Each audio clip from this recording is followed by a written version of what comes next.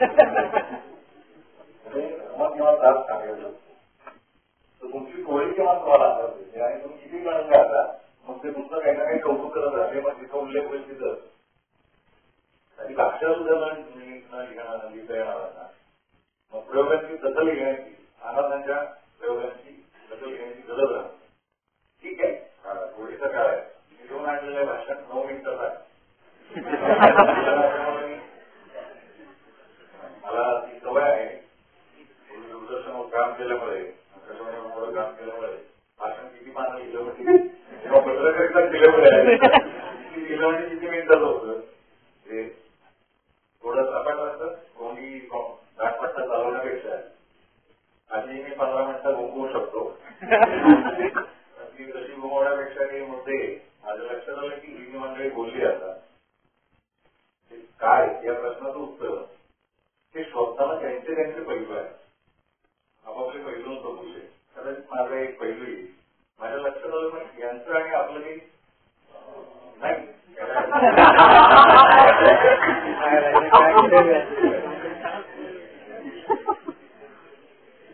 1990 नंतर असा शब्द डोक्यातच घेतला नाही आणि अनिल सपकाळ जे आहे महाराज त्या संमेलनाचं नियोजन करताना परिसंवाद आखायचा असेल तर मुद्दाम 5-6 लोक जास्ती बोलून ठेवायचे म्हणजे त्यातले काही जण आता सगळे स्टार असल्यामुळे काही जण कळण्याची शक्यता आहे. कोणाला गुलाब लागतात कोणाला त्यामुळे अनिलनं नियोजन केलं असेल की त्यातले 4 आले तरी परिसंवाद झाला. त्याचं दुर्दैव विचारायचं या परिसंवादाला मी घंटी वाजू देण्याची वेळ देऊ देणार नाही. बरोबर वाचत जातो कदाचित कळला सपाट वाचनामुळे थोडं कठीण जाईल थोडं शांतपणे जर ऐकलं ते मुद्दे जर आले चुकून वाटू मला माहित नाही मी ज्ञानी माणूस नाही कुणी ही ज्ञानीला ज्ञान हा मांडणारे खूप असतात.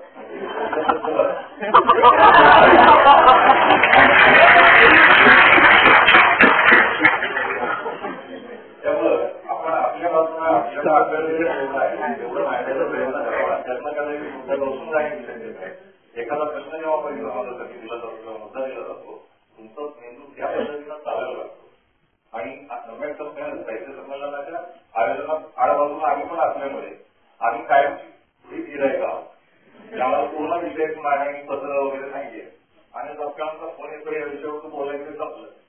मुद्दे विद्ये द्या काही नाही काही कुठल्या अँगलला जायचे काही नाही तुम्हाला जे वाटेल ते. आता हा मुक्तछंदाचा खेळ बरा आहे त्याचा थोडं मुक्तछंदी मांडणी केलेली आहे.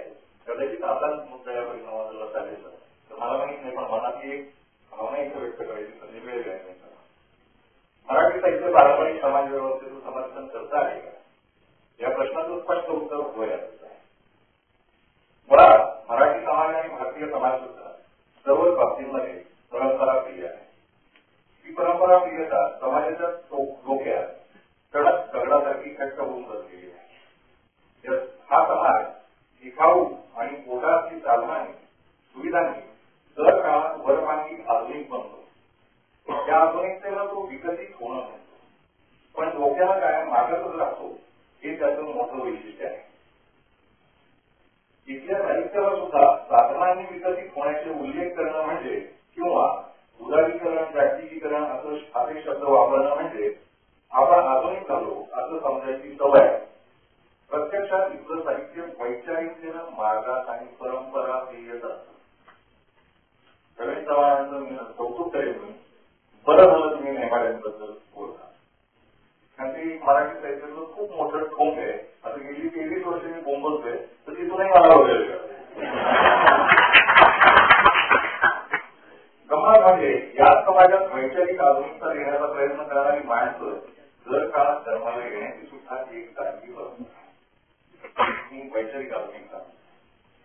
ही माणसं आपापल्या परीनं आणि काळाला साजेशी आधुनिक आणि मानवी विकासाची वैचारिक मांडणी नेहमीच करत आलेली आहे. पण इथला मागास डोक्याचा समाज ही माणसं गिळून पचवून किंबहुना वेळ आली तर त्यांना महात्मा बनवून त्यांच्या पूज्यत्वाची कर्मकांड तयार करून आपल्या पारंपरिक मागास गोडगेपणाचं जगत आलेलं आहे. या समाजाला त्या महात्म्यांची वैचारिक आधुनिकता नेहमीच हरवली पराजित केली आहे. या महात्म्यांना अनुयायी होतो पण त्यांना महात्म्यांनी सांगितलेल्या विचारांचं आपल्या काळाला पाहिजेचं आधुनिक रूप तयार करून नव्या काळानुसार उन्नत व्हावं, विकसित व्हावं याचं भान आहे. त्या महात्म्यांचा काळ मेंदू कायम जागा ठेवणं आणि त्याच काळात मेंदूला नांदत राहणं हे त्यांच्या आजच्या अध्यायाचं खरं काम आहे. देह आजच्या काळात जगत असला तरी मेंदू मागच्याच काळात अडकलेला, अशी इथल्या समाजातल्या प्रत्येक नागरिकाची अवस्था आहे. बळीराजा, झारवाड, गौतम बुद्ध, महावीर जैन, नामदेव, चक्रधर, कवी, बसवेश्वर, नानक, तुकाराम, महात्मा फुले, महात्मा गांधी, गाडगे महाराज, महबूब रानडे, बाबासाहेब आंबेडकर, अशी ती मानवी जगण्याचं एक तरी आधुनिक सूत्र देणाऱ्यांची सुद्धा या समाजात परंपरा आहे. पण त्यांच्या परंपरेचं आणि विचारांचं पालन करत त्या विचारांना आपल्या काळानुरूप झालं इथला सगळा समाज बौद्धिक विकसित झाल्याचं मात्र दिसत नाही. इथल्या सगळ्या समाजाचे मेंदू या महात्म्यांच्या वैचारिक परंपरेचे झालेले दिसत नाही. या सगळ्या महात्म्यांवर मात करून इथला समाज आणि समाजाची प्रत्येक व्यवस्था आपल्या मागास अमानवी कर्मकांडी परंपरेत तत्सळपणे मजबूर आहे.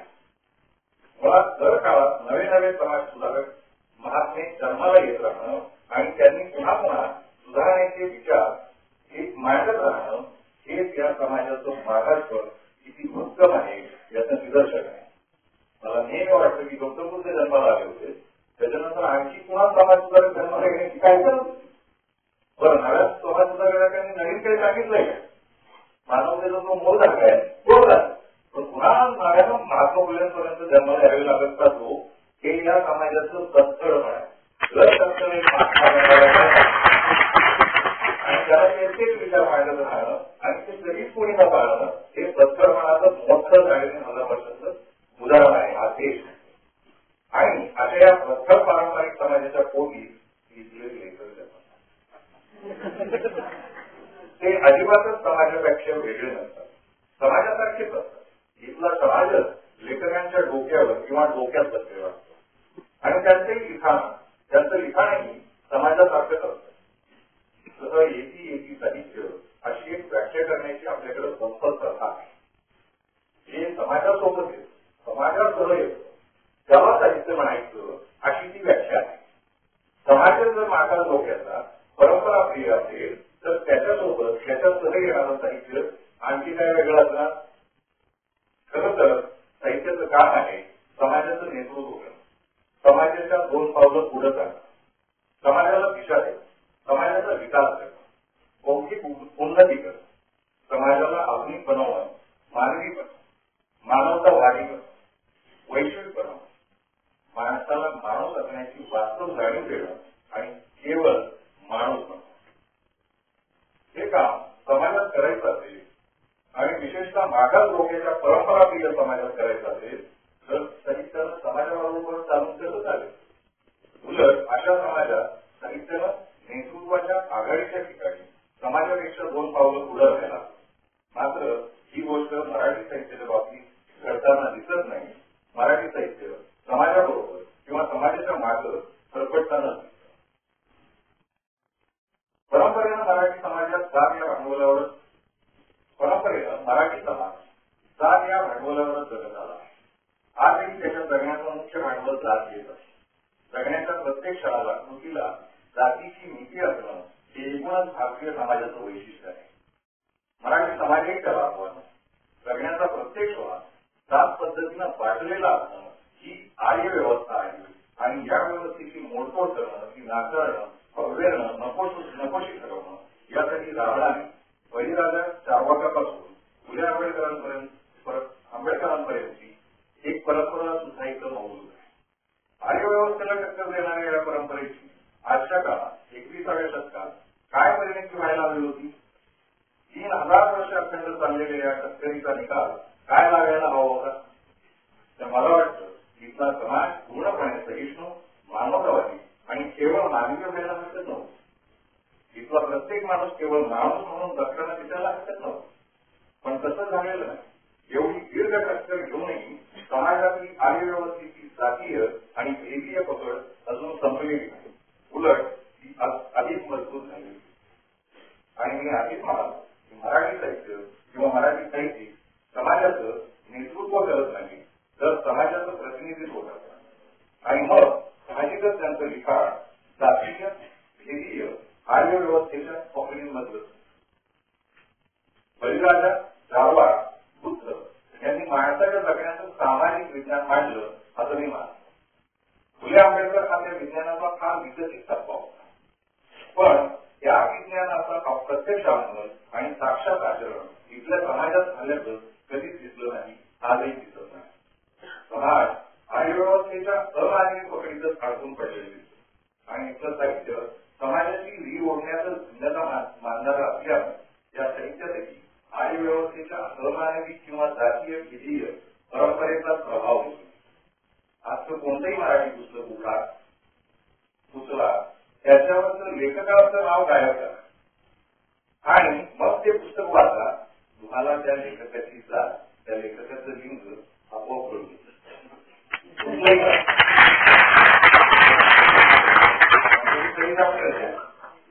जातीवादी जे करतं मराठीतलं कुठलंही किंवा मी आव्हान देतो, एक पुस्तक दाखवा त्याच्या लेखकाचं नाव गायब आहे आणि पुस्तक वाचल्यानंतर त्याच्या जातीच्या धर्माचा लिंगाला साकार लागू नये असं एकही पुस्तक कोणी आणून द्यावं. मी ₹1 कोटी बक्षीस देतो, माझ्या खिशात नाही पण गोळा करून दिली.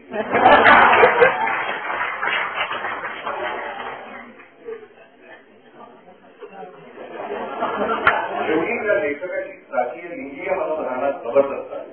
मराठी लेखकाच्या लिहिण्यातून जात आणि लिंग जायला तयार. मला वाटतं बळीराजा बुद्धापासून फुले आंबेडकरांपर्यंत जी सामाजिक विज्ञानाची दीर्घ मांडणी होती, तिच्या उन्नत विकासाचं स्वरूप म्हणून आणि सामाजिक नेतृत्वाची बौद्धिक जबाबदारी आपली असते असं समजून मराठी लेखकांनी आधी स्वतः केवळ माणूस व्हायला हरकत नव्हती आणि मग त्यांचं लिखाणही केवळ मानवी माणसांचं केवळ माणसांसाठीच व्हायला हरकत. पण तसं झालेलं दिसत नाही. केवळ माणसाच्या जगण्याचं दिग्दर्शन करणारं, माणूस केवळ माणूस म्हणून कसं बघेल याची कल्पना करणारं साहित्य मराठीत तरी दिसत नाही. ही जात व्यवस्था आणि लिंग व्यवस्था यांची मराठी लेखकांवर असलेली पकड. आम्ही आजचं समाज वास्तव मांडतो असं मराठी लेखक म्हणतात, ते खरंही आहे. पण मला वाटतं तेवढ्यावर लेखकाची जबाबदारी संपत नाही. समाज व्यवस्था वाईट आणि विदारकच आहे, पण तिचं दर्शन जसंच्या तसं घडवणं म्हणजे साहित्य नाही. तर ती व्यवस्था अधिक मानवी, अधिक कारुण्यपूर्ण आणि सहानुभूतीनं झालेली. केवळ माणूसपणाचं विज्ञान जगणारी कशी होईल याचं दिग्दर्शन करणं, तसे विषय असे मांडून दाखवणं म्हणजे खरं साहित्य. त्याचा मराठीत अभाव आहे. कारण मराठी लेखकाची स्वतःची जात आणि त्याच्याची इतर लैंगिक वैचारिक प्रादेशिक भेद आहेत ते जायला तयार. समाजात उपलब्ध असलेले सगळे भेद मराठी लेखकही मोठ्या निष्ठेनं चौकावलं आहे. त्या भेदांच्या बाहेर स्वतः पूर्णपणे उठून घ्यावं, मग ते लिखाण केवळ मानवी होते. हा मराठी लेखकांचा स्वभाव आहे. त्यामुळं त्यांचं लिखाणही आपोआपच पारंपरिक भावनांचं आणि त्या भावना बळकट ठेवणारच होत आहे.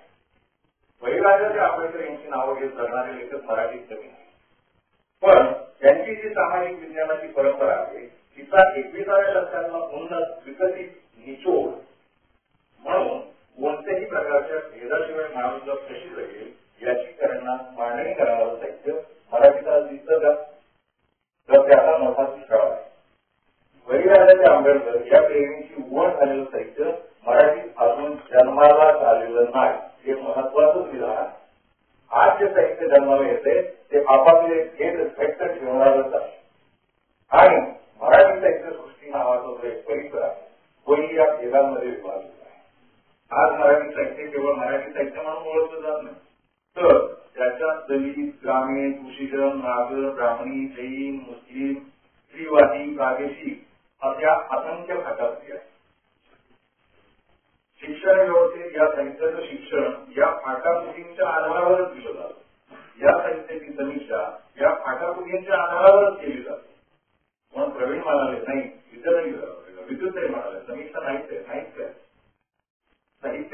समीक्षा नाही, गटागटांची डोळ्यांची समीक्षा आहे.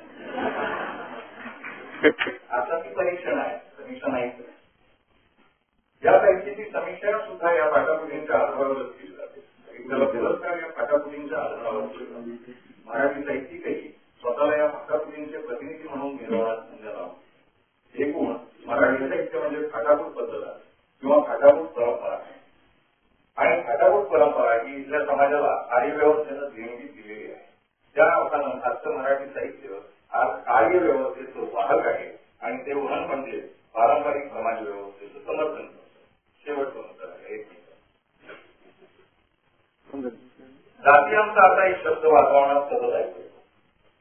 खरोखरच भारतीय समाजातला जाती अंत झाला तर समाजातले असंख्य प्रश्न आपोआप सुटतील, हे मोठं सत्य आहे. पण जाती अंत प्रत्यक्षात कसा आणला जाण्याचा हे मात्र मराठी साहित्यात कुठेही वाचायला मिळत नाही. जाती अंतावर जेवढं साहित्य मराठीत उपलब्ध आहे त्या साहित्याचे लेखक आधी इतरांनी जात सोडण्याचा आग्रह करतात आणि स्वतःच्या जातीला मात्र कवटाळून बसतात. इतरांनी केवळ आपल्याच मताने जगलं पाहिजे असं म्हणतात. असं ते साहित्य वाचताना जात की बघा की मी माझी जात पूर्ण सोडली, आता मी केवळ माणूस नव्हे, आता तुम्ही तुमच्या जाती सोडा असं म्हणणारं साहित्य मराठीत तरी नाही किंवा माझ्या वाचनात तरी नाही.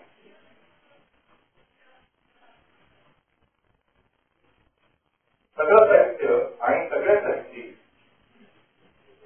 मी भेदी याचा सुद्धा शब्द वापरला. ज्ञानात समोर सुद्धा एका विशिष्ट वर्गवारीचीच मुंबळा करून घेतात.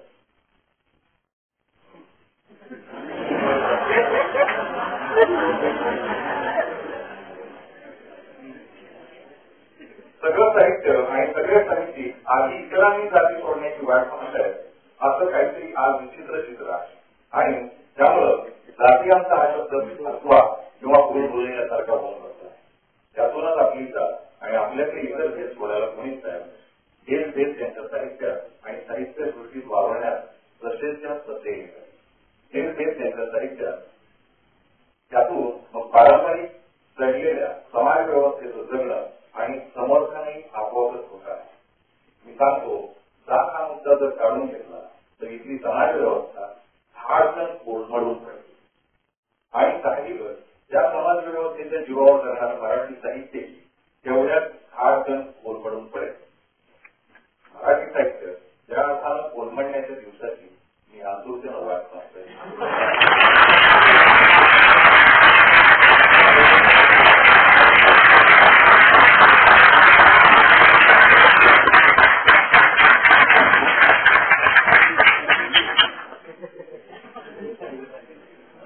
वाचला आणि खेळ वाजवायला मिळाले माहिती